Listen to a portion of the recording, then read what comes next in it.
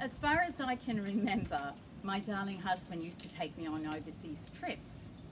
And at a very young age, I realized I'm not interested in like looking at all these bridges and churches, and old people look at stuff like that.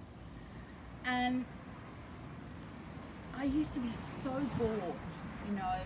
We'd go to these places like the Leaning Tower of Pisa, and you know, you're there, you see it, 10 minutes, you move on. Oh no, they stay there the whole day.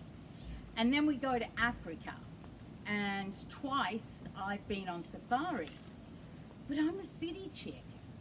And the second time we were on safari, I'm on my pink and white telephone, crystal telephone, and I'm texting all my girlfriends in Los Angeles saying, ooh, I'm bored, there's no shops on here.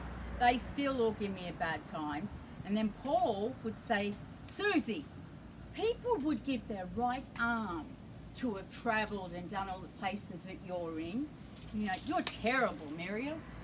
Anyway, we ended up going to France with a large crew, and we were working in the Palace of Versailles. And I'm sitting there and I'm like really bored. And all of this gold ornate stuff, which is real, you know, but it was very gorish. I'm just sitting there like, you know, waiting for the day to end.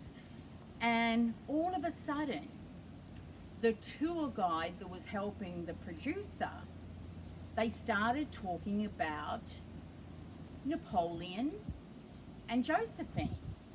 And so straight away, my little listening ears went on, something romantic, and in front of everybody, I turned to my darling husband, I go, Darl, I didn't know that Napoleon married Josephine Baker.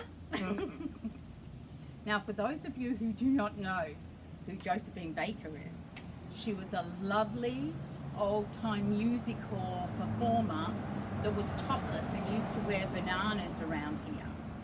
So the crew still to this day give me grief.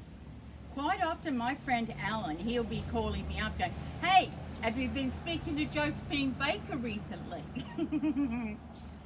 You know, some things just never change.